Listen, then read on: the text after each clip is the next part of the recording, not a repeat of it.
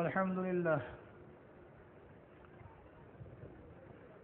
لله نحمده ونستعينه ونستغفره ونعوذ بالله من شرور أنفسنا من يهد الله فلا مضل له ومن يضلله فلا هادي له ونشهد أن لا إله إلا الله وحده لا شريك له ونشهد أن محمدا عبده ورسوله أما بعد فأعوذ بالله من الشيطان الرجيم بسم الله الرحمن الرحيم يا أيها الذين آمنوا صلوا عليه وسلموا تسليما اللهم صل على سيدنا ونبينا وشفيعنا وحبيبنا مولانا محمد صلى الله عليه وعلى آله وأصحابه وبارك وسلم اللهم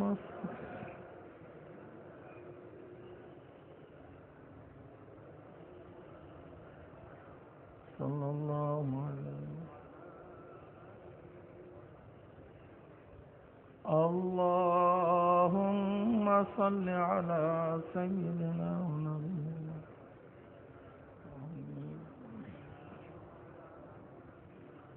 صلى الله عليه وسلم أعوذ بالله من الشيطان الرجيم بسم الله الرحمن الرحيم قل هذه سبيلي أدعو إلى الله وقال رسول الله صلى الله عليه وسلم تركت فيكم أمرين لن تضلوا ما تمسكتم بهما كتاب الله وسنتي صدق الله مولانا العظيم وصدق رسول النبي الكريم আল্লাহ পাকের বান্দা জনাব মুহাম্মদুর রাসূলুল্লাহ সাল্লাল্লাহু আলাইহি ওয়াসাল্লামের উম্মতগণ, আল্লাহ পাক রব্বুল আলামিন আপনাকে আমাকে এই ফিতনা ফাসাদের জমানায় যখন তামাম দুনিয়ার মধ্যে ইসলাম মুসলমান থাকবে কি থাকবে না এই প্রশ্নের সৃষ্টি হয়েছে, যে জমানায় মানুষ নেকের কাজ ছাড়তেছে, গুনার কাজ ধরতেছে,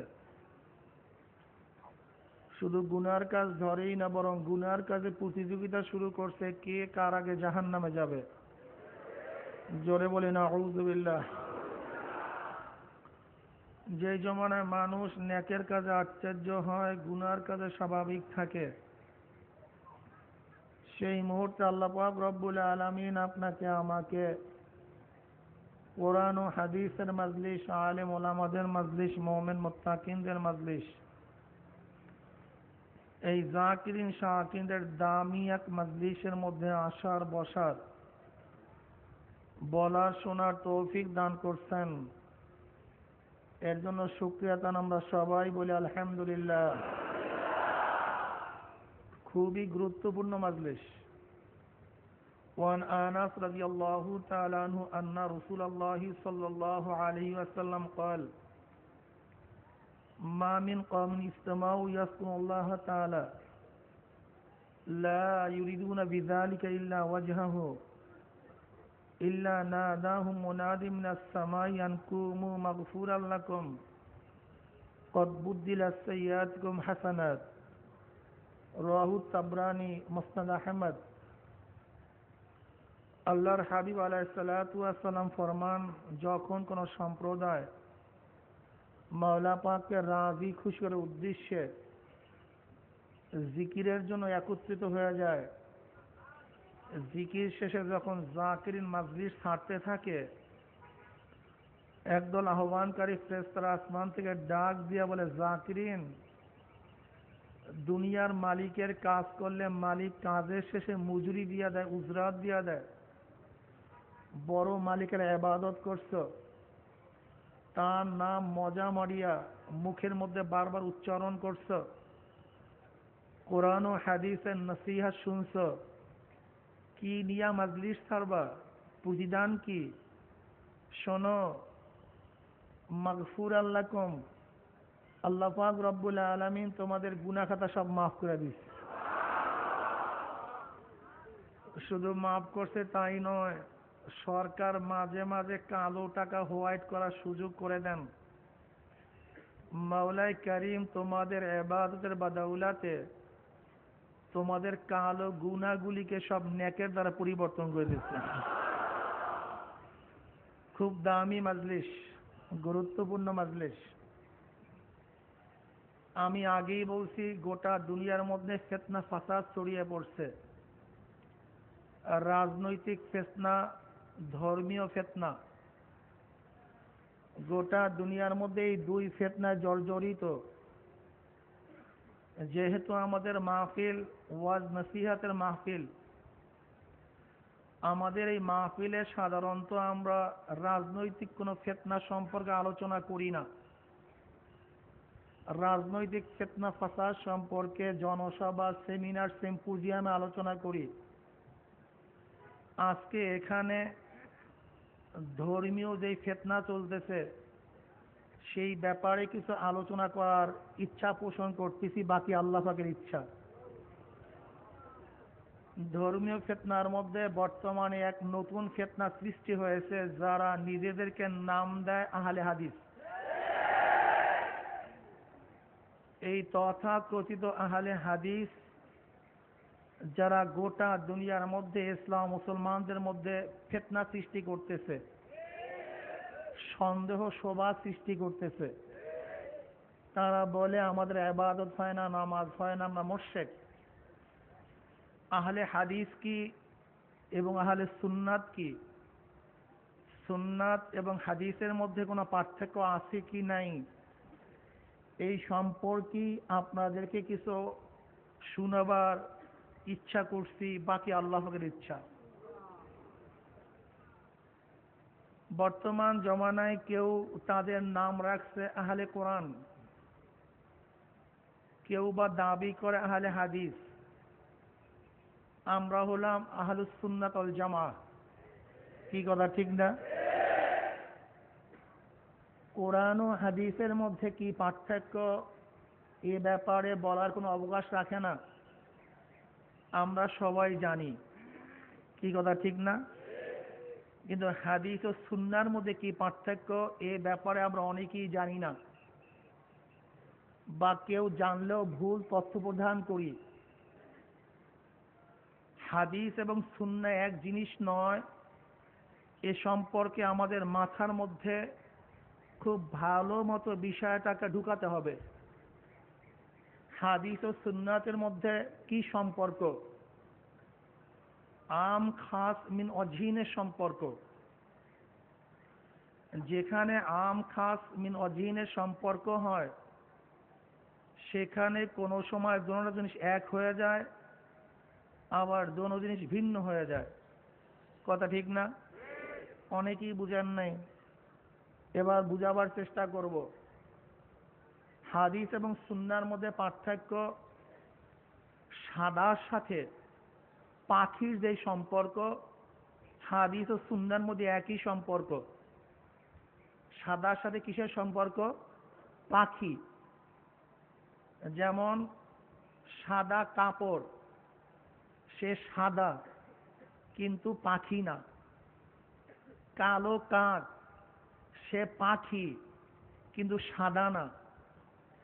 সাদা কবুতর, সে সাদাও আবার পাখিও। কি কথাটা বুঝতে পারি নাই? এখানে সাদা এবং পাখি এক হয়ে গেছে। কালো কাক, পাখি এবং সাদা ভিন্ন হয়ে গেছে। কি কথা ঠিক না? সাদা কাপড়, সাদা ও পাখি আলাদা হয়ে গেছে। ঠিক না? কাপড় সে পাখিই না, আবার কালো কাক সে পাখি কিন্তু সাদা না। কি কিন্তু কালো সাদা কবুতর সে সাদাও পাখিও। ঠিক হাদিস ও সুন্নাহর মধ্যে এই সম্পর্ক। কখনো হাদিস এক জিনিস, সুন্নাহ ভিন্ন জিনিস। কখনো হাদিস ও সুন্নাহ একই জিনিস হয়ে যায়। কি কথা ঠিক না? কোনো সময় মাদ্দে ইফতিরাক হয়, ইজতিমাইয়াত হয়। কখন দুটো জিনিস আলাদা হয়ে যায়, কখনো দুটো জিনিস কি হয়ে যায়, এক হয়ে যায়। কথাটা বুঝাতে পারছি? কখনো হাদিস যা, সুন্নাও তা। কখনো হাদিস ভিন্ন জিনিস, সুন্নাহ ভিন্ন জিনিস। কি কথাটা ক্লিয়ার? কি বুঝেন না মনে হয় আপনারা? সাদা কাপড় সে কিন্তু কি না, পাখি না, কিন্তু সাদা। কালো কাক সে পাখি কিন্তু সাদা না। সাদা কবুতর বলেন কি, সে কি পাখিও, দুটো দিন এক হয়ে গেছে। ঠিক না? ঠিক হাদিসের সাথে সুন্নাহর একই সম্পর্ক। কখনো হাদিস ভিন্ন, সুন্নাহ ভিন্ন। কখনো হাদিস ও সুন্নাহ কি হয়ে যায়, এক হয়ে যায়। এবার হাদিস কাকে বলা হয়? চার জিনিসের নাম হাদিস। আল্লাহ নবীর কথাকে কি বলা হয়? হাদিস বলা হয়। আল্লাহ নবীর ফেল কাজকে কি বলা হয়? হাদিস বলা হয়। আল্লাহ নবীর তাকরীর সমর্থন, আল্লাহর হাবিব আলাইহিসসালাম কোন কাজ সাহাবাদেরকে করতে দেখছেন অথবা কোন কাজের সংবাদ আল্লাহর হাবিবের কাছে পৌঁছছে, কিন্তু আল্লাহর হাবিব নিষেধ করেন নাই, চুপ থাকছেন, সম্মতি জ্ঞাপন করছেন, এর নামও হাদিস। আল্লাহর হাবিব আলাইহিসসালামের জাত এবং সিফাত, তার ব্যক্তিগত চরিত্র এবং তার নিজের অবয়ব, একেও কি বলা হয়? যেমন আল্লাহর হাবিব আলাইহিসসালামের দাড়ি মোবারক না সোজা ছিল না কোকড়ানো ছিল, চুল মোবারক না সোজা ছিল না কোকড়ানো ছিল। আল্লাহর হাবিব আলাইহিসসালামের দাঁত মোবারক সামনের থেকে একটু উঁচা ছিল, সামান্য প্রশস্ত ছিল। যখন হাসতেন মনে হয় যেন নূর ঝলকাইতেছে। আল্লাহর হাবিব আলাইহিসসালাম লম্বা এই পরিমাণ, তার চেহারা এইভাবে, এটা তার ব্যক্তির সাথে সম্পৃক্ত। আল্লাহর হাবিব আলাইহিসসালাম নিজের গুণ আছে, তার ব্যক্তির সাথে সম্পৃক্ত। এগুলিকে কি বলা হয়? কওলি হাদিসের উদাহরণ যেমন আল্লাহর হাবিব আলাইহিসসালাম বলছেন, ইন্নামাল আমালু বিন্নিয়াত, সমস্ত কাজের ফলাফল নির্মল করে নিয়াতের উপরে। কিসের উপরে? বাস, এটা আল্লাহর হাবিবের কথ্য হাদিস। কি হাদিস? কথ্য কৌল, তার কথা। এইটাও কি হাদিস। সমস্ত কাজের ফলাফল নির্ভর করে কিসের উপরে? নিয়াতের উপরে। বলতে পারেন হুজুর, তাহলে কোনো এক ব্যক্তি চুরি করবে গরিবকে দান করার জন্য, কাজে তার নিয়াত ভালো, তাহলে তার সওয়াব হবে কিনা? অথবা কোনো ব্যক্তি ব্যাংকে টাকা রাখছে, সেভিংস অ্যাকাউন্টে, সেখান থেকে সুদ হবে, সওয়াব বেটি রেখে মানুষকে দান করবে, তাহলেও তার সওয়াব হবে কিনা? যেহেতু নিয়াত তো ভালো। মনে রাখতে হবে এই হাদিসের সম্পর্ক ইবাদতের সাথে। যেখানে ইবাদত নাই সেখানে নিয়াত ভালো হলেও তার দ্বারা সওয়াবের কোনো আশা নাই। কি বলা ঠিক না? বুঝলাম কিভাবে? ওয়াইন্নামা লিকুল্লি ইমরিইন মা নাওয়া। আল্লাহর হাবিব আলাইহিসসালাম ফরমান, প্রত্যেকটা ব্যক্তি তার নিয়াতের উপরে সে ফলাফল প্রাপ্ত হবে। ঠিক না? এর দ্বারাও পুরোপুরি হাদিস সাফ হয় না। এর জন্য আল্লাহর হাবিব আলাইহিসসালাম সামনে গিয়ে বলেন, মান কানা হিজরাতু ইলাল্লাহি ওয়া রাসূলিহি ফাহিজরাতু ইলাল্লাহি ওয়া রাসূলি। যেই ব্যক্তি একমাত্র হিজরাত করবে আল্লাহ আল্লাহর রসুলের জন্য, তার হিজরাত একমাত্র আল্লাহ আল্লাহর রসুলের জন্যই হবে। এবং যেই ব্যক্তি হিজরাত করবে কোনো দুনিয়া পাওয়ার জন্য বা কোনো মহিলাকে বিবাহ করার জন্য, সে দুনিয়াই পাবে, কিন্তু আখিরাতে কিছুই সে পাবে না। তাহলে এই হাদিসের সম্পর্ক কিসের সাথে? ইবাদতের সাথে। বলেন কিসের সাথে? কওলি হাদিস, ফেলি হাদিস। মসজিদে নববীতে প্রথম মেম্বার ছিল না। মেম্বার স্থাপন করার পরে আল্লাহর হাবিব আলাইহিস সালাতু ওয়াস সালাম মেম্বার উপরে দাঁড়িয়ে নামাজ পড়লেন। সিজদা দেওয়ার সময় মেম্বার থেকে নেমে এসে নিচে সিজদা করলেন। সিজদা করার পরে আবার মেম্বার উঠে তিনি নামাজ পড়লেন। নামাজের সালাম ফিরাবার পরে বললেন, সল্লু কামা রাআইতুমুনি উসাল্লি, তোমরা নামাজ পড়ো যেইভাবে আমাকে নামাজ পড়তে দেখছো। এটা ফেলি হাদিস, কর্ম হাদিস। কি কথা ঠিক না? আল্লাহর কাজ দেখে দেখে আমরা ইবাদত শিখছি। তাকরীরি হাদিসের উদাহরণ, আপনারা জানেন মক্কা নগরী হলো পাথুরি এলাকা। সেখানে গাছপালা কিছুই হয় না, সেখানে খেজুরের কোনো বাগান নাই। ৮০ মাইল দূরে, ৮০ কিলোমিটার দূরে তায়েফের মধ্যে বাগ বাগিচা ছিল। আবার মদিনা ৩৫০ কিলোমিটার দূরে সেখানে খেজুরের বাগান ছিল। যেহেতু সেখানে বাগ বাগিচা ছিল না, সেখানে বায়ে সালামও ছিল না। বায়ে সালাম কি জিনিস? ফুল ফল আসার আগেই খেজুর বিক্রি হয়ে যাওয়া, মুবি, বিকৃত জিনিসের অস্তিত্বে আসার আগেই বিক্রি করে দেওয়ার নাম কি? বায়ে সালাম। সেখানে এইভাবে খেজুরের বেচা কিনা হতো। যেমন খেজুর গাছে এখনো ফল আসে নাই, ফুলও আসে নাই, কিন্তু অগ্রিম বিক্রি হয়ে গেছে যে তুমি আমাকে ১ মণ খেজুরের টাকা প্রদান করো, খেজুর হওয়ার পরে আমি তোমাকে ১ মণ খেজুর প্রদান করব। এখন পর্যন্ত খেজুরের অস্তিত্ব নাই, ফুলও নাই, ফলও নাই, বিক্রি হয়ে গেছে। এর নাম কি? বায়ে সালাম। আসলে শরিয়াতে এই বেচা বিক্রি জায়েজ হওয়ার কোনো সুরাতই নেই। যেহেতু বেচা বিক্রির জন্য মুবি, বিকৃত বস্তু, যে ব্যক্তি বিক্রি করবে তার কবজায় থাকতে হবে, মালিকানায় থাকতে হবে। যেহেতু ফুল নাই, ফল নাই, সেখানে কবজা হওয়ার কোনো প্রশ্নই আসতে পারে না। কি কথা ঠিক না? আবার যার কাছে বিক্রি করবে তাকে প্রদান করতে হবে। কিন্তু যেহেতু অস্তিত্বই নাই, আর যেখানে যে ব্যক্তি বিক্রেতা তার হাতের মধ্যে কোনো খেজুরের অস্তিত্বই নাই, সেখানে বিক্রি কোনো প্রশ্নই আসতে পারে না। কি কথা ঠিক না? কিন্তু হুজুর আলাইহিস সালাতু ওয়াস সালাম দেখলেন মদিনার মধ্যে বায়ে সালাম চলতেছে, কিন্তু বায়ে সালামকে তিনি নিষেধ করলেন না। তিনি কিছু শর্ত জুড়ে দিলেন। কি বললেন? মান আসলাম মিনকুম ফালইউসলিম ফি কিলিন মালুমেন আও ওয়াজনান মালুমেন ইলা আজালিন মালুমেন।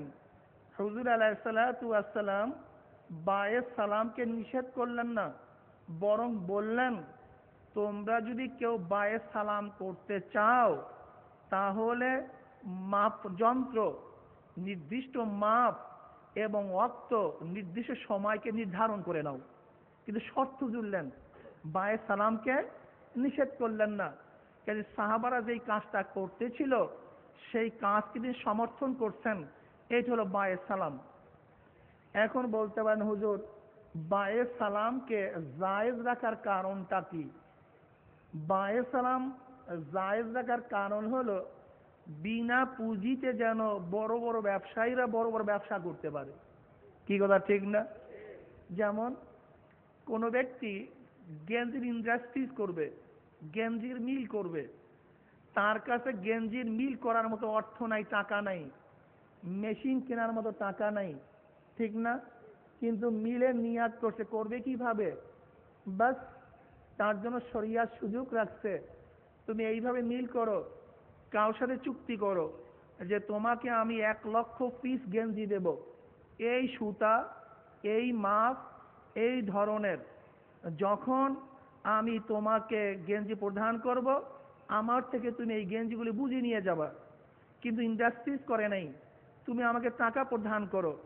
তখন সে ব্যক্তি অগ্রিম ১,০০,০০০ পিস, কেউ ১০,০০০ পিস, কেউ ২০,০০০ পিস গেঞ্জি ক্রয় করলো।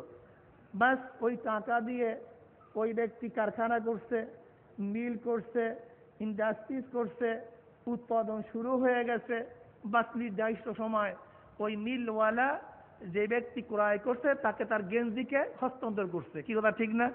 তাহলে বিনা পুঁজিতে সুন্দর এক ব্যবসা করার সুযোগ শরিয়াতের মধ্যে প্রদান করা হয়েছে। কি কথা ঠিক না? এখন বলতে পারেন হুজুর, যেহেতু খেজুরের অস্তিত্ব নাই, তাহলে এইটা কিভাবে সে ব্যক্তি বেচা বিক্রি করলো কিভাবে? যেহেতু বাজারের মধ্যে ওই ধরনের খেজুর পাওয়া যায়, আর যেহেতু বাজারের মধ্যে খেজুর মজুদ, এইটা কি বিক্রেতার মজুদ হিসাবে, তার কবজা হিসাবে শরিয়াত নির্ধারণ করছে। এটা একটা হিলার মতো। কি কথা ঠিক না? এটা কিসের মতো? হিলার মতো। এর জন্য নির্দিষ্ট কোনো অঞ্চলের কোনো খেজুর বা কোনো জিনিসের শর্ত করা জায়েজ নাই, বরং বলতে হবে ওই জায়গার ওই মাপের আমি খেজুর তোমাকে প্রদান করব। বাস এটা হলো হাদিসে তাকরিরি। আর হুজুর আলাইহিসসালাতু ওয়াসসালামের নিজের চরিত্র, নিজের অবয়ব সম্পর্কে আলোচনা করা, এটা কি হাদিসে হুজুর আলাইহিসসালাতু ওয়াসসালাম হাদিসে জাত বা সিফাত, এই চার ধরনের কি কি বলা হয়? হাদিস বলা হয়। সুন্নাহ, সুন্নাহ শব্দের অর্থ হলো পথ, রাস্তা। সুন্নাহ শব্দের অর্থ কি? পথ বা রাস্তা। এই সুন্নাহ শব্দ কোরআনের মধ্যেও আসছে, হাদিসের মধ্যেও আসছে, ফিকহের মধ্যেও আসছে। ফিকহের মধ্যে যে সুন্নাহ শব্দ আসছে, সেই সুন্নাত কাকে বলা হয়? সেই সুন্নাত দুই প্রকার, সুন্নাতে মুআক্কাদা, গায়রে মুআক্কাদা। মা কানা ফি মাশরুইয়াতিহি দুনাল ওয়াজিব ওয়া ফাওকাল মানদুব। ফিকহের মধ্যে যে সুন্নাত শব্দ আসছে, সেই সুন্নাত হলো ওয়াজিবের নিচে, মুস্তাহাবের উপরে, তাকে কি বলা হয়? সুন্নাত বলা হয়। এটা হলো ফিকহ শাস্ত্রের সুন্নাতের ব্যাখ্যা। কথা ঠিক আছে না? এটা কি ফিকহ শাস্ত্রের সুন্নাতের ব্যাখ্যা, যেটা ওয়াজিবের নিচে, মুস্তাহাবের উপরে, তাকে কি বলা হয়? সুন্নাত। সুন্নাত বলা হয়। এটা হলো ফিকহ সুন্নাতের ব্যাখ্যা। ফিকহের মধ্যে যে সুন্নাত শব্দ আছে, সেই শব্দের অর্থ হলো যেটা ওয়াজিব না, ওয়াজিবের নিচে এবং মুস্তাহাবের উপরে, তাকে কি বলা হয়? জোরে বলেন, কি বলা হয়? সুন্নাত বলা হয়। কোরআনের মধ্যে সুন্নাত শব্দ আছে, ওয়ালাম তাজিদ আলি সুন্নাতিল্লাহি তাবদীলা। আল্লাহ পাক রব্বুল আলামিন কালামে পাকের মধ্যে ফরমান, আল্লাহ পাকের সুন্নাতের মধ্যে কোনো পরিবর্তন ঘটতে দেখবা না। এই সুন্নাত শব্দের অর্থ কি? হযরত শাহ ওলিউল্লাহ মুহাদ্দিস দেহলভী রাহমাতুল্লাহ আলাইহি হুজ্জাতুল বালিগার মধ্যে আলাদা একটা বাব কায়েম করছেন। কোরআনের মধ্যে যে সুন্নাত শব্দ আসছে, সেই সুন্নাত শব্দের অর্থ হলো আল্লাহ পাক রব্বুল আলামিন দুনিয়ার মধ্যে যে মাখলুকাত সৃষ্টি করছেন, সেই মাখলুকাতের মধ্যে আল্লাহ পাক রব্বুল আলামিন যে শক্তি প্রদান করছেন, সেই শক্তির বহির প্রকাশকে সুন্নাহ বলা হয়। কি বলা হয়? সুন্নাহ বলা হয়। এক কথায় আসবাব, আসবাবের মধ্যে যে শক্তি আছে, সেই শক্তির ভিত্তিতে মুসাব্বাবের মধ্যে যে পরিবর্তন দেখা যায়, তাকে কি বলা হয়? সুন্নাত বলা হয়। অনেকেই বুঝেন নাই। আল্লাহ পাক রব্বুল আলামিন তিনি আগুনের মধ্যে কি শক্তি রাখছেন? পোড়ায়া দেওয়ার। কি শক্তি রাখছেন? জোরে বলেন। পোড়ায়া দেওয়ার শক্তি রাখছেন কি রাখেন নাই? যদি কোনো ব্যক্তি আগুনের মধ্যে হাত দেয়, তাহলে আগুনের মধ্যে যে শক্তি আছে, তার শক্তির ভিত্তিতে তার হাতকে পুড়িয়ে দেবে। এই যে পুড়িয়ে দেওয়া, এইটা হলো সুন্নাত। এইটা কি? সুন্নাত। এইটা পরিবর্তন হবে না। আপনি যদি কি আগুনের মধ্যে হাত দেন, আগুন আপনাকে পুড়িয়ে দিবে।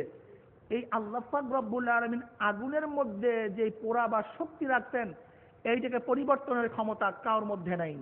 কি কথা ঠিক না?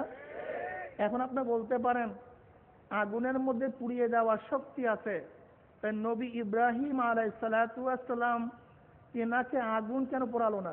পোড়াতে পারলো না কেন? মনে রাখতে হবে, আসবাব আসবাবই, সে খোদা না। কি কথা ঠিক না?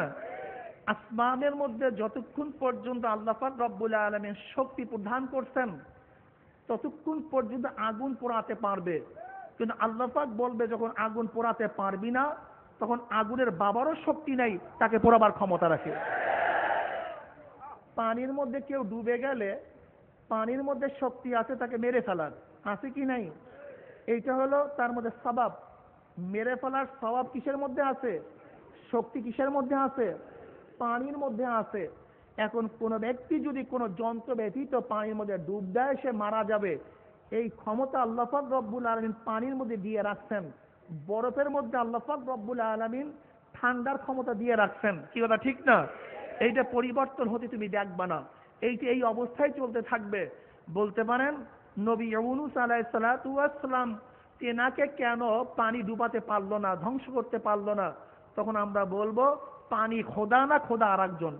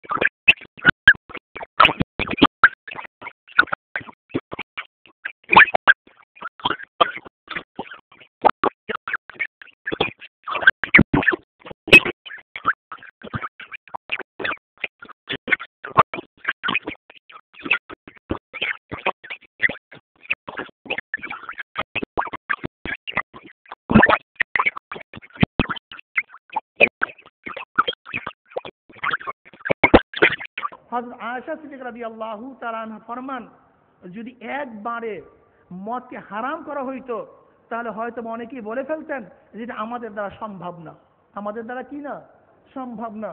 এর জন্য আল্লাহ রাব্বুল আলামিন ধীরে ধীরে ধীরে ধীরে ধীরে ধীরে মদকে হারাম করছেন। এখন বলতে পারেন একই শরীয়তের মধ্যে নাসিখ মানসুখ হয় কেন? একটা প্রশ্ন আছে কি নেই? আপনি ডাক্তারের কাছে গেছেন চিকিৎসার জন্য, কিসের জন্য? চিকিৎসার জন্য। ডাক্তার আপনাকে প্রেসক্রিপশন দিতেছে যে ঔষধ খাও, 15 দিন পর আবার আসো। 15 দিন পর আপনি গেলেন, যাওয়ার পরে বলে হ্যাঁ ঠিক করছে, ওষুধে কাজ করছে। আবার ডাক্তার আগের পার্টটা মাত দিয়ে নতুন প্রেসক্রিপশন করছে, বসে যাও 15 দিন তুমি খাও, সেবন করো। আবার 15 দিন পর তুমি আমার কাছে আসবা। আবার 15 দিন খাওয়ার পরে সে ডাক্তারের কাছে তৃতীয়বার গেছে, যাওয়ার পরে হ্যাঁ ঔষধে কাজ করছে, এবার তুমি এই প্রেসক্রিপশন নাও, নেওয়ার পরে সেখানে ঔষধ সেবন করো, ভালো হওয়ার আগ পর্যন্ত এই ঔষধ খেতে থাকো। এখন কোন রুগী যদি বলে ডাক্তার পাগল হয়ে গেছে, যে ঔষধ শেষে দিছে বা প্রথম দিছে এক ঔষধ রাখলেই তো হইতো, আবার ঔষধ বারবার পরিবর্তন করলো কেন? কি কথা ঠিক না? তখন আপনাকে বলবে ডাক্তার পাগল না বেটা, পাগল হলো তুমি। কি কথা ঠিক না? পাগল কি তুমি। কেন পাগল? কারণ হলো ডাক্তার প্রথম দেখছে তার মধ্যে যে ফোড়া আছে সেই ফোড়াকে উপরে উঠাতে হবে, এটা হলো প্রথম প্রেসক্রিপশনের কাজ। দ্বিতীয়বার ঔষধ দিছে সেই ফোড়া পাকার জন্য, দ্বিতীয়বার ফোড়া পেকে গেছে, এরপর ঔষধ দিতে কিসের জন্য? ফোড়া ভালো হওয়ার জন্য। কি কথা ঠিক না? প্রথমবার যদি একই ঔষধ দিতেন, সেই ঔষধ যদি র্যান্ডাম করতেন তাহলে ফোড়া তার মধ্যেই থেকে যেত, সে কোনোদিন রোগের মধ্যে কি হতো না, আরোগ্য লাভ করতে পারতো না। কি কথা ঠিক না? এইটাকে এইভাবে বুঝেন, আপনারা তামার পাত্র নিয়ে গেছেন কোন এক কামারের কাছে, আপনি বললেন এইটাকে আপনি সাফ করেন, আমাকে ঝালাইগুলি করে দেন। আপনি কি করলো? আপনার সামনেই দেখলেন কামার পাত্রটাকে ভালো মতো ধৌত করছে, গরম পানি দিছে, অ্যাসিড লাগাইছে, লাগাবার পরে সেখানে ঝালাই দিছে, ঝালাই দেওয়ার পরে রং করছে। কি কথা ঠিক না? এখন আপনি যদি বলেন আগে রং করলো না কেন, আগে এত কিছু করার দরকারটা কি? যদি আগেই রং করে দিত তাহলে ঝামেলাগুলো দরকার ছিল না। আরে পাগল, যদি প্রথমবারই রং করা হইতো তাহলে তোমার রং থাকতো না, তোমার রং কি হয়ে যেত? নষ্ট হয়ে যেত। কি কথা ঠিক না? ঠিক শরিয়াতের মধ্যে এরকম, যদি একইবারে একই শরিয়াত থাকতো তাহলে মানুষের বোধগম্য হতো না, মানুষ সেটাকে পালন করতে পারতো না। এর জন্য আল্লাহ পাক রব্বুল আলামিন প্রথম এক শরিয়াত নাযিল করছেন, সেইটাকে পালন করাবার পরে দেখছে ঠিক, সেটাকে বাদ দিয়ে আরেক শরিয়াত পরিবর্তন করছেন, সেইটাকে বাদ দিয়ে আরেক শরিয়াত পরিবর্তন করছেন। কথা ঠিক না? এইভাবে শরিয়াতের মধ্যে পরিবর্তন হয় কি হয় না? অবশ্যই হয়। কি কথা ঠিক না? তাহলে হাদিসের কিতাবের মধ্যে আগে যে শরিয়াত ছিল সেই শরিয়াত গুলোও হাদিসের কিতাবের মধ্যে আছে কি নাই? আবার সেইটাকে বাদ দিয়ে পরবর্তী যে আইন পাস করা হয়েছে সেই আইনও হাদিসের কিতাবের মধ্যে আছে কি নাই? জোরে বলেন। যেহেতু দুটো আইনই আছে, এখন আপনি কোনটা পালন করবেন? কি কথা বলেন না কেন? জোরে বলেন। না আগেরটা? কিন্তু হাদিসের কিতাবের মধ্যে যে আগেরটাও আছে, মাথার মধ্যে নিছেন তো? কি জোরে বলেন, নিছেন তো? হাদিসের মধ্যে আছে কিন্তু মানসুখ, এটা বাদ। কিন্তু হাদিসের কিতাবের মধ্যে কি? জোরে বলেন। যদিও আছে, আগেরটাও আছে পরেরটাও আছে, কিন্তু আমল হবে পরেরটার উপরে, আগেরটার উপরে না। আমল হবে কিসের উপরে? কিন্তু আগেরটার উপরে। এখন যদি কেউ বলে হাদিসের মধ্যে আছে, কি আমল করবেন? জোরে বলেন। এবার আসুন, আল্লাহর হাবিব আলাইহিস সালাতু ওয়াস সালাম ফরমান, তাওয়াদ্দু মিম্মা মাসসাতিন নার, তোমরা উজু করো যেই জিনিস আগুনের দ্বারা পাকানো হয়েছে সেই জিনিস ভক্ষণ করার পরে তোমরা কি করো? উজু করো। তাওয়াদ্দু মিম্মা মাসসাতিন নার, আগুন স্পর্শকৃত জিনিস ভক্ষণ করার পরে কি করো? এই হাদিসের সনদ খুব আলী, উঁচা দরজার হাদিস। হাদিসের সহিহ কিতাবগুলির মধ্যে হাদিস আছে, কিন্তু কোন সাহাবায়ে কেরাম নবী আলাইহিস সালাতু নিজেও এই আমল করেন নাই যে কোনো জিনিস পাকাবার পরে সেই জিনিস ভক্ষণ করছে, ভক্ষণ করার পরে উযু করছে, এরকম সাহাবারা করেন নাই, আল্লাহর হাবিব করেন নাই। কিন্তু এইটা কি? জোরে বলেন, কি আছে? এখন এই হাদিসের উপর আপনি আমল করবেন? কিন্তু এটা তো হাদিস। কি জোরে বলেন? তাহলে সুন্নাত কি? এটা হলো হাদিস, কিন্তু সুন্নাত কি? সুন্নাত হলো কোন জিনিস আগুনে স্পর্শ করার পরে সে খাওয়ার পরেও উজু না করে, এটা হলো সুন্নাত। কি কথা ঠিক না? আর তাওয়াদ্দু মিম্মা মাসাতিন্নার, এইটা কি? হাদিস। তা হাদিস এবং সুন্নাতের মধ্যে পার্থক্য আছে কি নাই? হাদিস এবং সুন্নাতের মধ্যে কি আছে? পার্থক্য আছে। এবার আর একটা উদাহরণ শুনুন। আগেকার জমানায় নামাজের মধ্যে কথা বলা জায়েজ ছিল এবং সাহাবারা নামাজের মধ্যে কথা বলতেন, এটা হাদিসের মধ্যে আছে। পদ্ধতিটা কি? পদ্ধতিটা হলো, যেরকম কোন এক ব্যক্তি জামাতে পরে অংশগ্রহণ করছে, আসিয়া প্রশ্ন করছে, যে ব্যক্তি জামাতের মধ্যে রত অবস্থায় যে ব্যক্তি পরে আসছে, সে এসে জিজ্ঞাসা করে, ভাই কয় রাকাত নামাজ হয়েছে? কথা বোঝেন না? কয় রাকাত নামাজ হয়েছে? আবার ওই ব্যক্তি বলতে, ভাই 2 রাকাত হয়ে গেছে। কয় রাকাত হয়েছে? 2 রাকাত হয়েছে। বাস ওই ব্যক্তি একা একা 2 রাকাত নামাজ আগে পড়তো, পড়ার পরে পরবর্তী জামাতে সামিল হইত। বুঝেন নাই কোথায়? 2 রাকাত পড়ার পরে জামাতের মধ্যে সামিল হইত। বিখ্যাত সাহাবী মুআয ইবনে জাবাল রাদিয়াল্লাহু তাআলা আনহু একদিন নামাজে পড়ে আসছেন, দেখেন আল্লাহর হাবিব আলাইহিস সালাতু ওয়াস সালাম নামাজ পড়তেছেন। এখন তিনি চিন্তা করলেন, আল্লাহর হাবিব নামাজ পড়বে আর আমি একা একা নামাজ পড়বো, এটা কিভাবে হয়? সেটা তো হয় না। সে আল্লাহর হাবিবের সাথে নামাজে দাঁড়ায় গেছেন। আল্লাহর হাবিবের সাথে নামাজে দাঁড়ায় গেছে। আল্লাহর হাবিব সালাম ফিরালেন। ফিরাবার পরে তিনি সাহাবাদের দিকে সম্মুখ হয়ে তিনি বসছেন। বসার পর থেকে মুআয বিন জাবাল সে দাঁড়ায় নামাজ আদায় করতেছে, বাকি নামাজ আদায় করতেছে। মুআয বিন জাবাল রাদিয়াল্লাহু তাআলা নামাজ শেষে আল্লাহর হাবিব ডাকলেন, মুআয এদিকে আসো। কি হয়েছে? তুমি এইভাবে নামাজ আদায় করলে, মাসবুক আদায় করলে এইভাবে? বলে, ইয়া রাসূলুল্লাহ, ইয়া হাবিবাল্লাহ, আপনি নামাজ পড়াবেন, ইমামতিতে রত, আর আমি একা একা নামাজ পড়বো, আমার কাছে ভালো লাগে নাই। আমার কাছে কি লাগে নাই? ভালো লাগে নাই। এর জন্য আমি আপনার সাথে নামাজ আদায় করছি, বাকি ছুটে যাওয়া নামাজগুলি পরবর্তীতে আদায় করছি। অমনি আল্লাহর হাবিব বলেন, ইন্না মুআযান সান্না লাকুম সুন্নাতান ফাত্তাবিউহা। অমনি আল্লাহর হাবিব বলেন, মুআয তোমাদের জন্য সুন্দর একটা পথ আবিষ্কার করছে, তোমরা তার ইত্তেবা করো, অনুসরণ করো।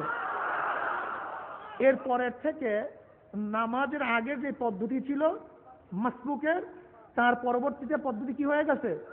জোরে বলেন, পরিবর্তন হয়ে গেছে। কি কথা ঠিক আছে না? কিন্তু নামাজের মধ্যে কথা বলার হাদিস, এটা হাদিসের কেতাবের মধ্যে আছে কি নাই? কি জোরে বলেন? আছে। সামনে আরো বলছি, আল্লাহ পাক রব্বুল আলামিন কালামে পাকের মধ্যে বলেন, কুমু লিল্লাহি কানিতিন, কুমু লিল্লাহি কানিতিন, তোমরা আল্লাহর সামনে দাঁড়াও খুব ভীত, একগ্রতা, চুপচাপ, নম্র, ভদ্র অবস্থায় আল্লাহর সামনে কি করো? নামাজের দণ্ডায়মান হও। যায়েদ ইবনে আরকাম রাদিয়াল্লাহু ফরমান, এই আয়াত নাজিল হওয়ার পরে নুহিনা আনিল কালাম ওয়া উমিরনা বিসসুকুত, আমাদেরকে নামাজের মধ্যে কথাবার্তা বলতে নিষেধ করা হয়েছে এবং চুপ থাকার আদেশ করা হয়েছে। সমস্ত চুপ, খবরদার, কারোর সাথে কোনো কথা নেই, চুপচাপ থাকতে হবে। কি কথা ঠিক না? তাহলে দেখা গেল যে নামাজের মধ্যে কথাবার্তা বলা হাদিসের কেতাবের মধ্যে আছে, কিন্তু সেটা হাদিস, কিন্তু সুন্নাত না। কি জোরে বলেন? কি হাদিস কিন্তু কি না? সুন্নাত না। সুন্নাত কি? সুন্নাত হলো সামনে আসতেছে। সুন্নাত হলো মুআবিয়া ইবনে হাকাম সুলামি রাদিয়াল্লাহু তাআলা আনহু, তিনি নবমুসলিম হয়েছেন। মুসলমান হওয়ার পরে তিনি নামাজরত অবস্থায় আছেন, আল্লাহর হাবিব ইমামতি করতেছেন। নামাজের মধ্যে কোন এক ব্যক্তি হাসি দিস, হাসির প্রতিকার কি? আলহামদুলিল্লাহ বলিয়া জবাব দেয়া। সে ব্যক্তি আলহামদুলিল্লাহ বললেন, আলহামদুলিল্লাহ। যখনই সে হাসি দিছে, উনি বললেন, ইয়ারহামুকাল্লাহ, আল্লাহ পাক তোমার রহম করুক। কি কথা ঠিক না? যে ব্যক্তি হাসি দেয় সে তো আলহামদুলিল্লাহ পড়ে, আর যে ব্যক্তি জবাব দেয় সে কি বলে? ইয়ারহামুকাল্লাহ, আল্লাহ তোমার উপর কি দাও? রহম করো। কিন্তু হাসি দিনওয়ালা যে ব্যক্তি নামাজের মধ্যে হাসি দিছে, সে আলহামদুলিল্লাহ পড়ে নাই, কিন্তু ওই ব্যক্তি এমনি দোয়া করে দিচ্ছে, ইয়ারহামুকাল্লাহ, আল্লাহ পাক তোমার উপর রহম করুক। এখন আর এক মুসল্লি সাহাবী, সে রানের মধ্যে চাপ মারতেছে, এরকম রাবের মধ্যে কি দেয়, চাপ দেয় আমাদের, থামো তুমি কথা বলি, ওরা ও রাগ হয়ে গেছে, আমি তার জন্য দোয়া করতে আসো, তুমি আমাকে নিষেধ করতে আসো, আমি তার জন্য দোয়া করতে আসো আর তুমি আমাকে নিষেধ করতে আসো, কি কথা ঠিক না? নামাজ সালাম ফিরাবার পরে আল্লাহর হাবিব আলাইহিস সালাতু তখন তাকে ডাকলেন, ডাকার কি হয়েছে? বলি ইয়া রাসূলুল্লাহ, আমি তার জন্য রহমের দোয়া করলাম আর আমাকে নিষেধ করতে আসে, এটা কেমন কথা হলো? আল্লাহ বলেন, শোনো, ইন্না হাযিহিস সালাহ, এটা হলো নামাজ, লা ইয়াসলু ফিহা শাইউন মিন কালামিন নাস, ইন্নামা হিয়া তাসবিহু ওয়া তাহমিদু ওয়া তাকবীরু ওয়া কিরাআতুল কুরআন। আল্লাহর হাবিব আলাইহিস সালাতু ওয়াসাল্লাম বলেন, শোনো, ইন্না হাযিহিস সালাহ, এটা হলো নামাজ, এখানে তোমার জন্য সমচীন হবে না কোনো ব্যক্তির সাথে কথা বলা, বরং নামাজ হলো তাসবিহ, তাহমিদ, তাকবীর এবং কিরাত পড়ার নাম হলো নামাজ। কি কথা ঠিক না? কথাটা বুঝাতে পারছি? এখন দেখবেন সৌদি আরবের মসজিদের মধ্যে মোবাইল আর কিরিং কিরিং বাস উপরে উঠে দেখে নাম্বারটা কার, হ্যাঁ অমুকের, অমনি উঠে বলে, ভাই আনাফিস সলা, আনাফিস সলা, আমি নামাজের মধ্যে, আবার মোবাইলটা রেখে দিস। প্রশ্ন করেন, ভাই আপনি নামাজের মধ্যে কথা বললেন কেন?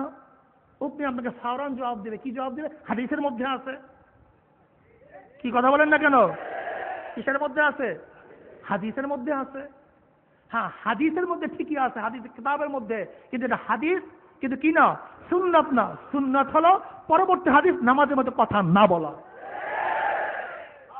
তা হাদিস এবং সুন্নাতের পার্থক্য বুঝতে পারছেন তো? ওইটা হলো হাদিস কিন্তু সুন্নাত না। ওইটা কি কি না কি না? তা সুন্নাতটা কি? জোরে বলেন, কি সুন্নাত কি? তা হাদিস উপর আমল করবেন না সুন্নাতের উপর আমল করবেন? সুন্নাতের উপর আমল করবেন, হাদিসের উপর আমল করা যাবে না। কি উদাহরণটা ক্লিয়ার? এরপর আসুন আর একটা উদাহরণ নেন। এই উদাহরণগুলি দিলে আমরা বুঝতে পারবো যে আমরা হাদিসের উপর আমল করব না সুন্নাতের উপর আমল করব, এটা আমাদেরকে বুঝতে হবে। কি কথা ঠিক না?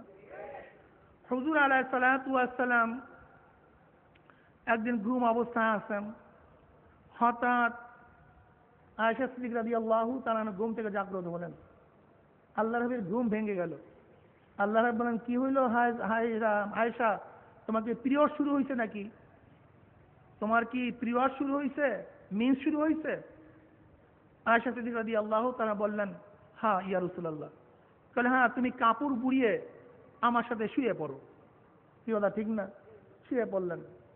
বাস, এখন হুজুর আলাইহিস সালাতু ওয়াস সালাম তার সাথে শুইলেন। এইটা হাদিস কিন্তু কি না, সুন্নাত না। ঋতুবর্ত অবস্থায় মেয়েদের সাথে শোয়া জায়েজ কিন্তু কি না, সুন্নাত না। আল্লাহর রাসূল এরকম করলেন কেন? কারণটা কি? একটা মাসালাকে বুঝাবার জন্য। কি বুঝাবার জন্য? মাসালাকে বুঝাবার জন্য। আল্লাহ পাক রব্বুল আলামিন কালামে পাকের মধ্যে ফরমান, ইয়াসআলুনাকা আনিল মাহিজ, তোমার কাছে যারা মাহিজ হায়েজ সম্পর্কে প্রশ্ন করে, কুল হুয়া আযান, তাহলে এইটা কি? এটা না করণীয়, এটা হলো আযা, কষ্টদায়ক, নাপাক। কি কথা ঠিক না? ফাতাজিলুন নিসা, তোমরা ফিল হায়েজে, তোমরা স্ত্রীর থেকে হায়েজ অবস্থায় সঙ্গম থেকে বিরত থাকো। কি কথা ঠিক না? এই হলো আয়াত। এই আয়াত কেন প্রশ্ন করছেন? সাহাবারা আল্লাহর হাবিব আলাইহিস সালাতু ওয়াস সালামকে বললেন, ইয়া রাসূলুল্লাহ, আপনি ইহুদিদের খেলাফ করার জন্য বলছেন, তাদের বিরোধিতা করার জন্য বলছেন, অথচ ইহুদিরা মহিলাদের ঋতুবর্ত অবস্থায় তারা তো তাদের সাথে সঙ্গম করে না, আমরা করব কি করব না? যেহেতু বিরোধিতা করার জন্য বলছেন, যেহেতু তারা করে না আমরা করব। কি কথা ঠিক না? ইয়া রাসূলুল্লাহ, ইয়া হাবিবাল্লাহ, মহিলাদেরকে ইহুদিরা ঋতু অবস্থায় ভিন্ন ঘরে রাখে, এক ঘরে থাকে না, তাদের হাতের পাক খায় না, আমরা খাবো কি খাবো না, এক ঘরে রাখবো কি রাখবো না, এই সমস্ত মাসালা সম্পর্কে জানার জন্য আল্লাহর হাবিব আলাইহিস সালাতু ওয়াস সালামের কাছে কারা প্রশ্ন করছেন? সাহাবারা প্রশ্ন করছেন। এবার আল্লাহর হাবিব আলাইহিস সালাতু ওয়াস সালাম এইটার জবাবের জন্য তিনি আয়েশা সিদ্দিকা রাদিয়াল্লাহু তাআলা আনহাকে ঋতুবর্ত অবস্থায় সাথে নিয়ে ঘুমাইলেন। তিনি কি প্রমাণ করতে চাইলেন? যে ঋতুবর্ত অবস্থায় মহিলাদেরকে পাশে নিয়ে ঘুমানো কি আছে? জায়েজ আছে। হুজুর আলাইহিসসালাতু ওয়াসসালাম, আল্লাহর হাবিব আলাইহিসসালাতু ওয়াসসালাম আয়েশা সিদ্দিকা রাদিয়াল্লাহু তাআলা আনহার হায়েজ অবস্থায় তিনি কিছু গোশত কামড় দিয়ে খাইছেন। ওই গোশত নিয়েই আল্লাহর হাবিব আলাইহিসসালাতু ওয়াসসালাম নিজে খাইলেন। কি বুঝাতে চাইলেন? যে ঋতুবদ্ধ অবস্থায় মহিলাদের লালা নাপাক না, যেহেতু তাদের লালাও নাপাক না সেহেতু তাদের ঘামও নাপাক না। কি কথা ঠিক না? তাদের লালাও নাপাক না, তাদের ঘামও কি নাপাক না।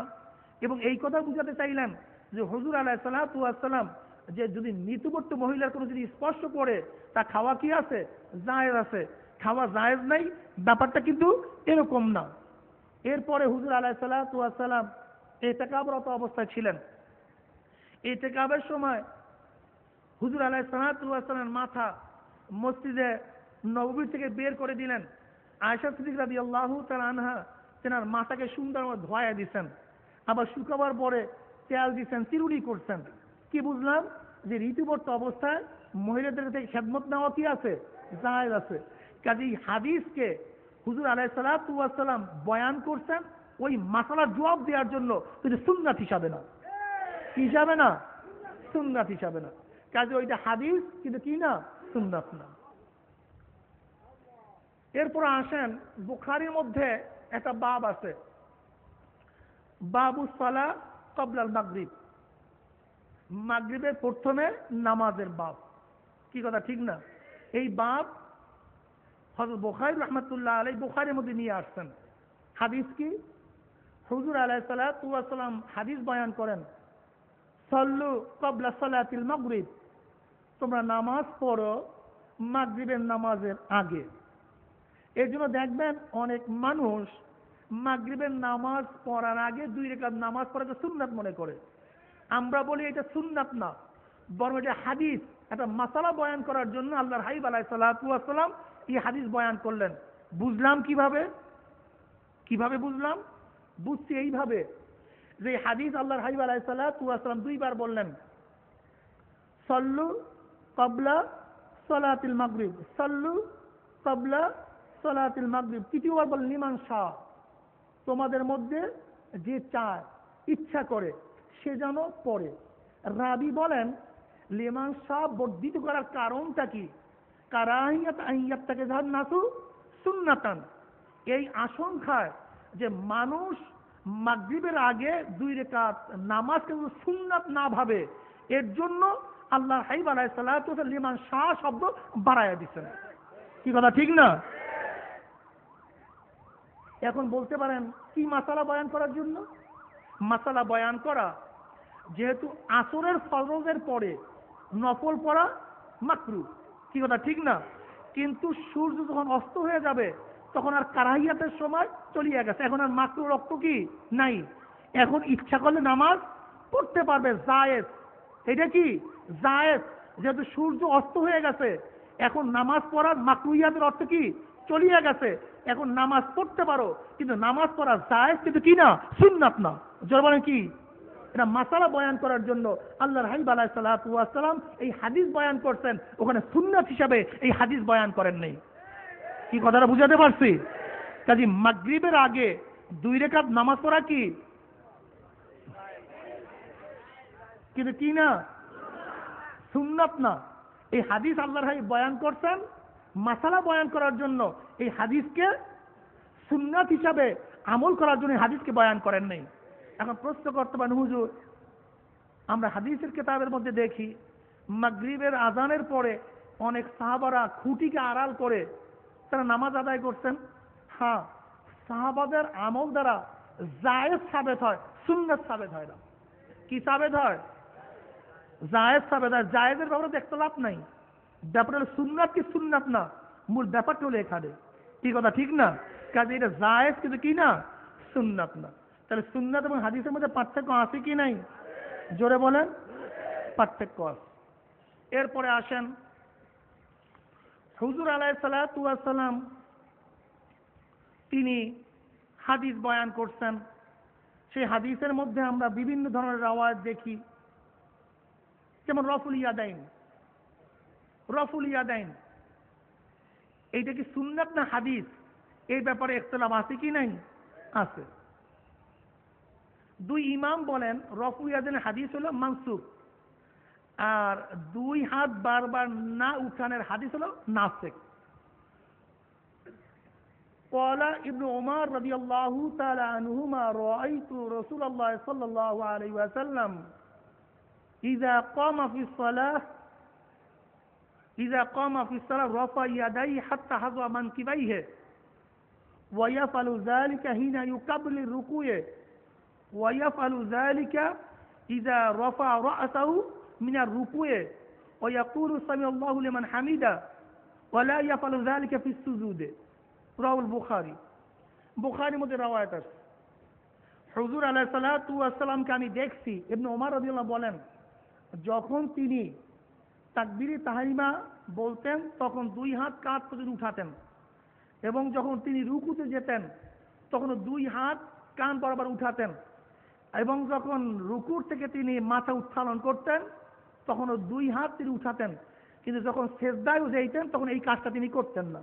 কি কথা ঠিক না? হাদিস।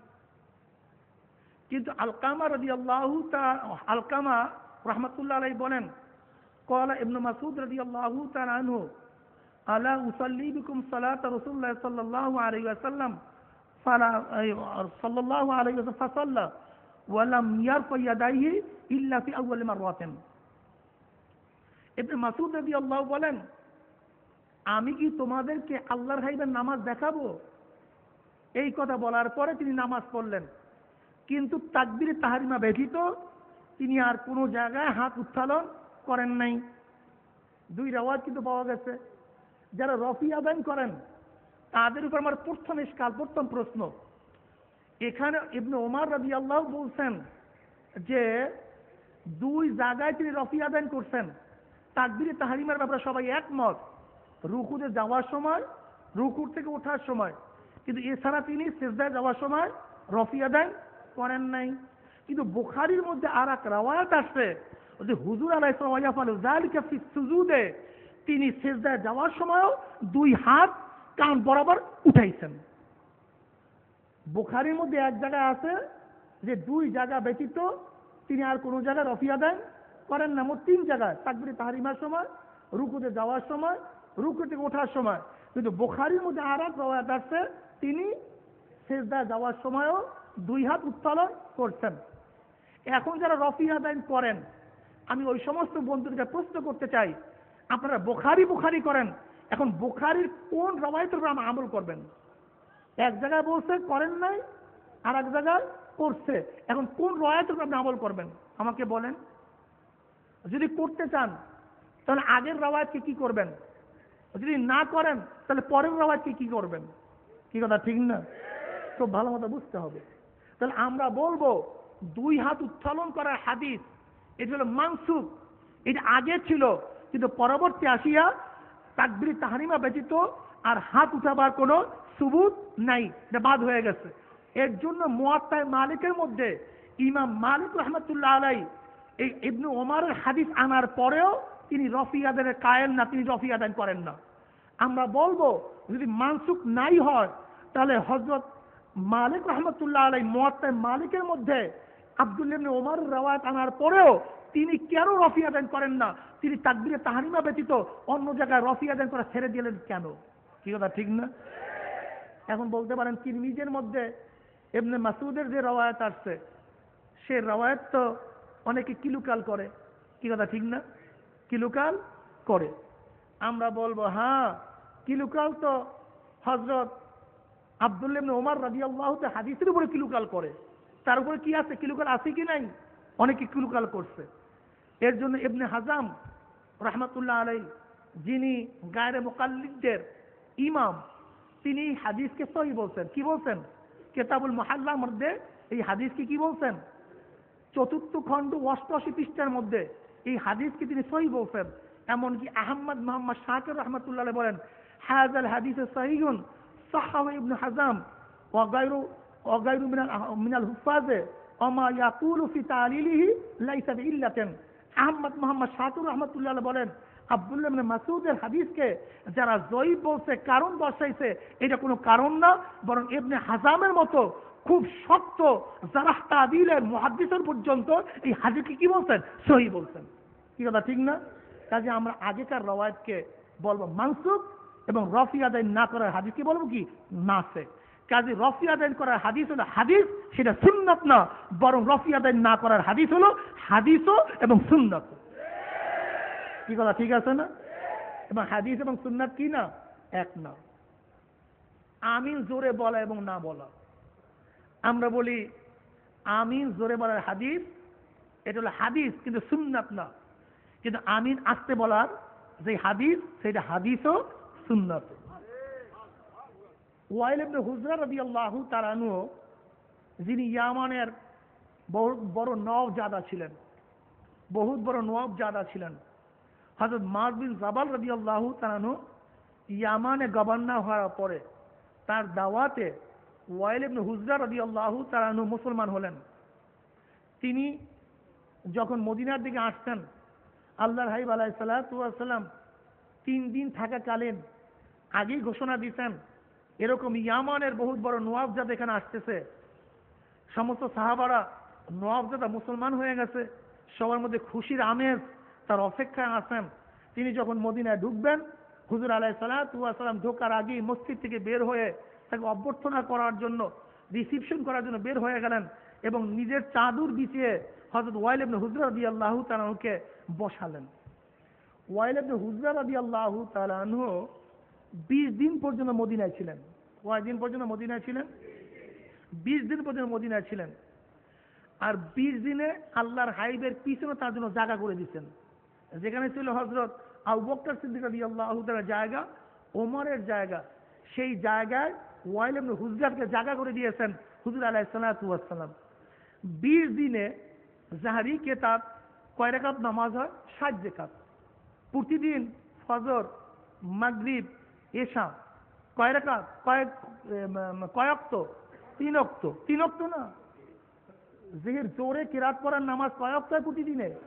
ফজর, মাগরিব, এশা। তাই 20 দিন, 20 দিনে কয় হয়? 3 কুড়ি 60।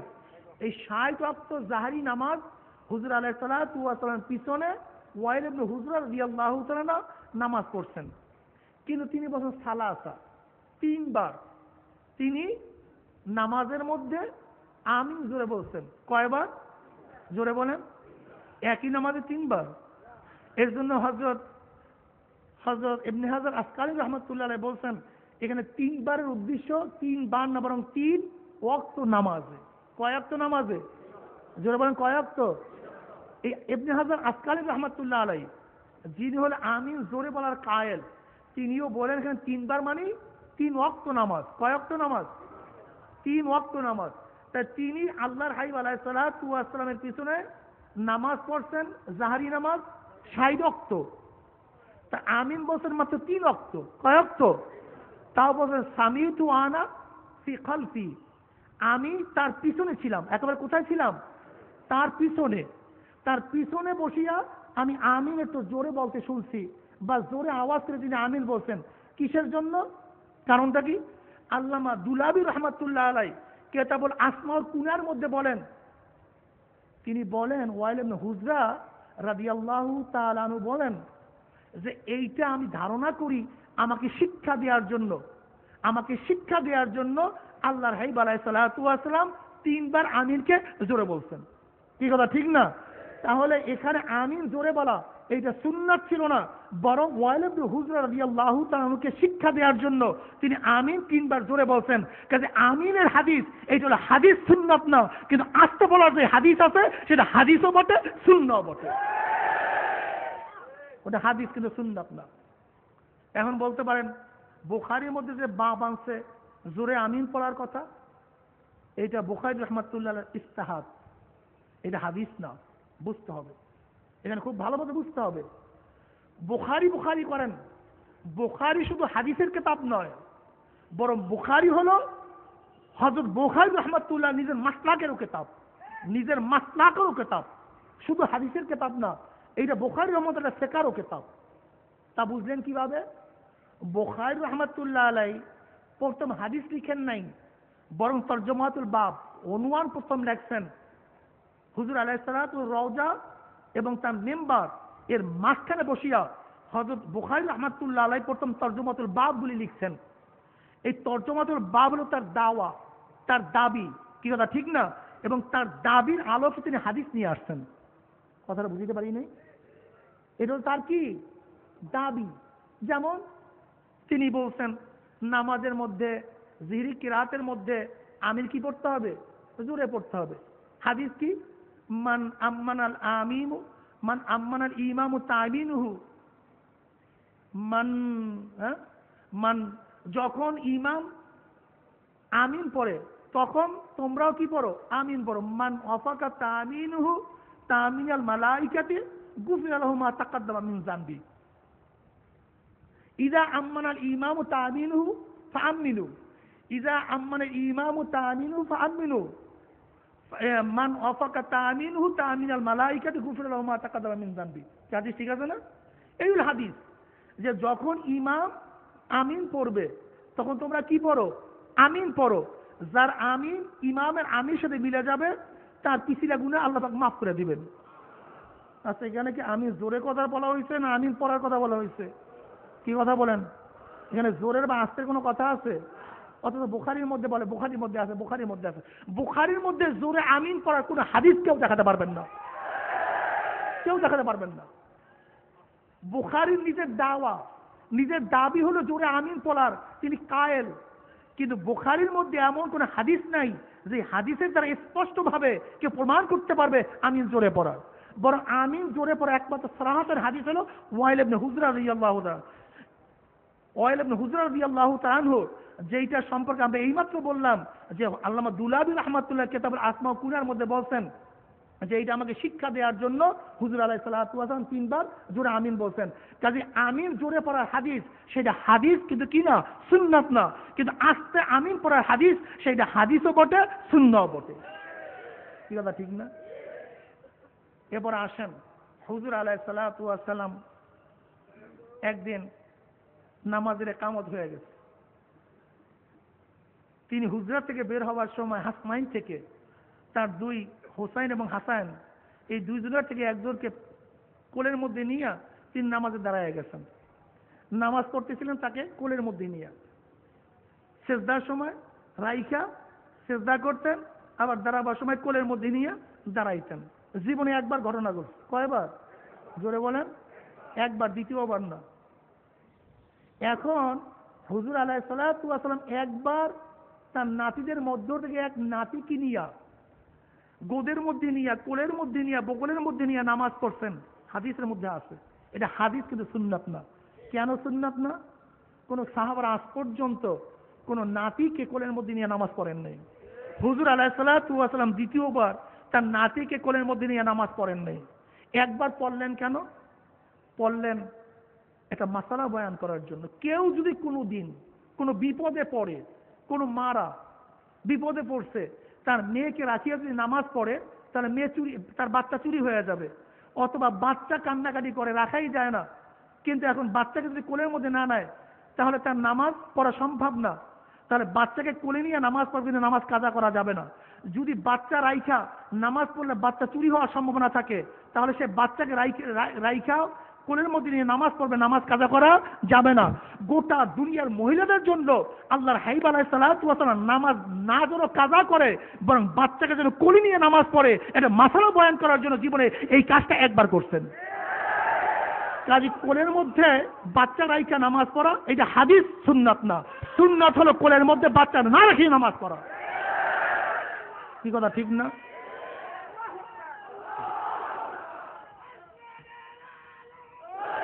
হুজুর আলাইহিস সালাতু ওয়াস সালাম, হুজুর আলাইহিস সালাতু ওয়াস সালাম, শোনেন শোনেন, বসেন বসেন, খুব খেয়ালের সাথে কথাগুলো শুনবেন, জেহেনকে সাফ করেন।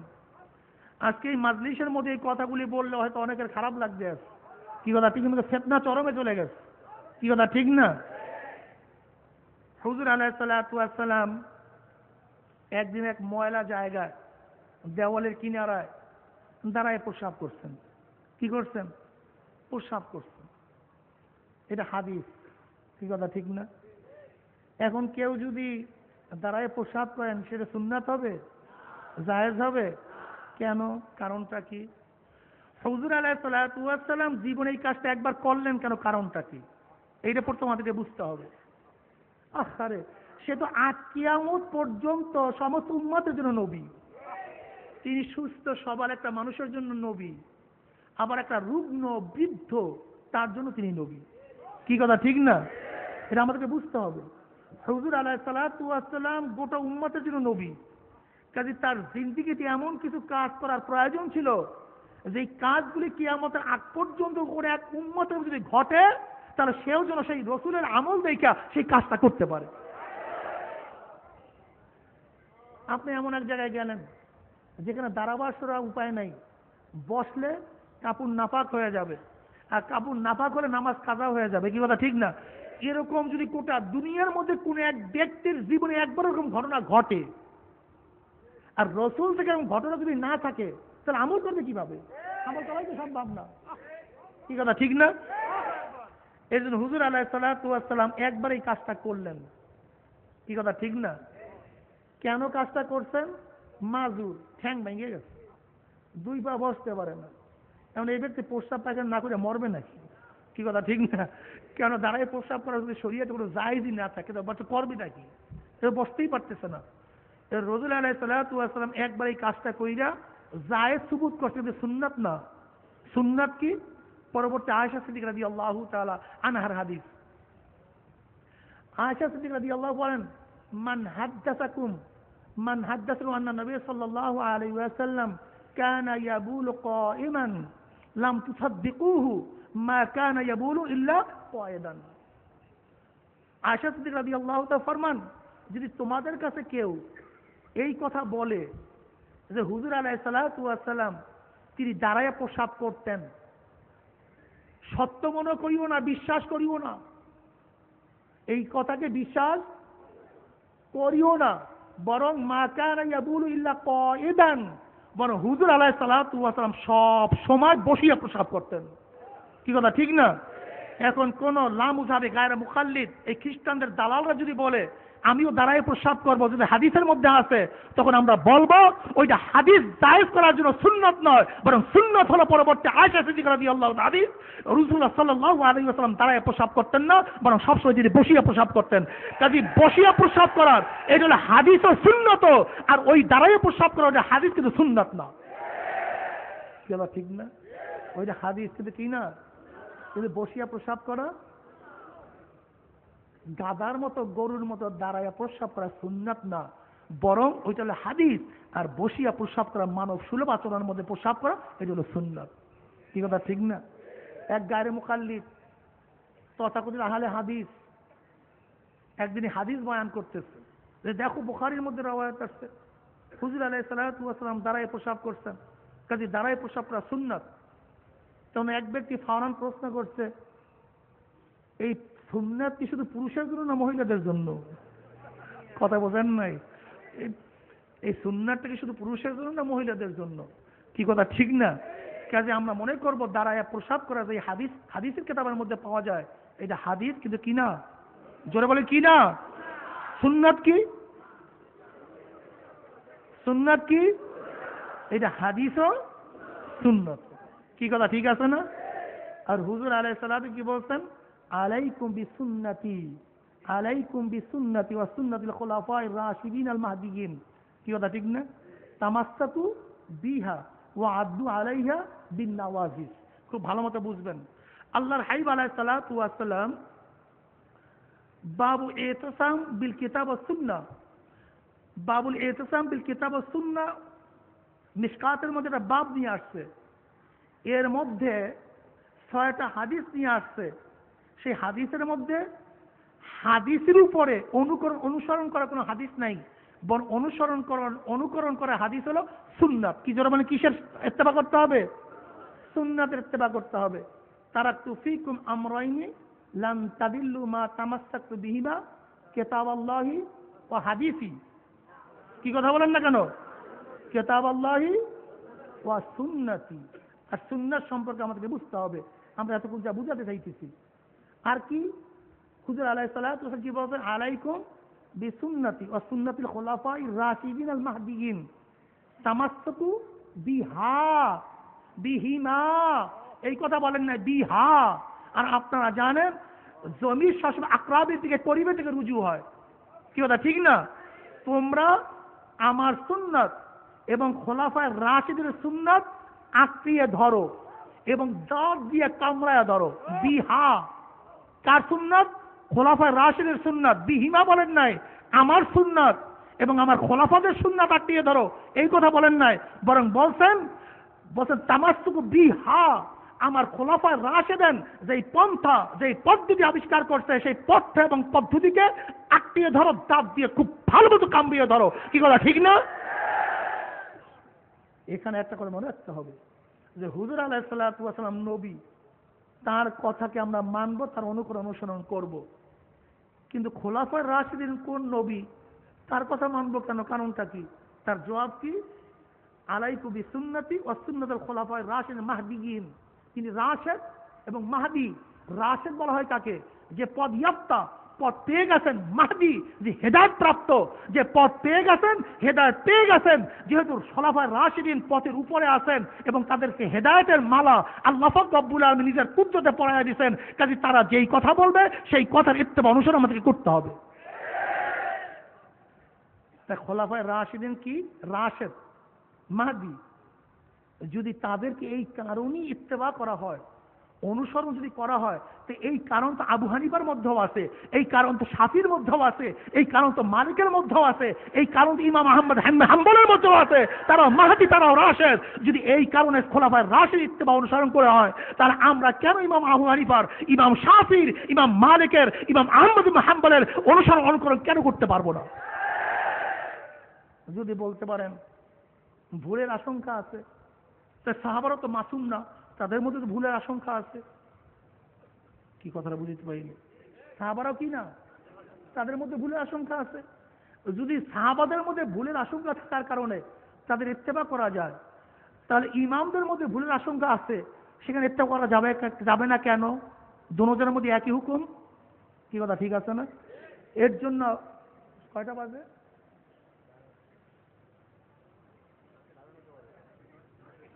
এর জন্য আমরা বলতে চাই যে আলাইকুম বিসুন্নতি মান তামাসসাকা বিসুন্নতি ইনদা ফাসাদি উম্মতি। মান তামাসসাকা হাদিসি বলা হয়েছে নাকি? কি বলা হয়েছে জোরে বলেন? মান তামাসসাকা বিসুন্নতি ইনদা ফাসাদি উম্মতি ফালাহু আজরু কাযা। তার জন্য আল্লাহ পাক রব্বুল আলামিন এই সওয়াব দিয়া দিবেন। কোন জায়গায় হাদিসের ইত্তেবা অনুসরণ করার কোন হাদিস গোটা দুনিয়ার মধ্যে কেউ দেখাতে পারবেন না।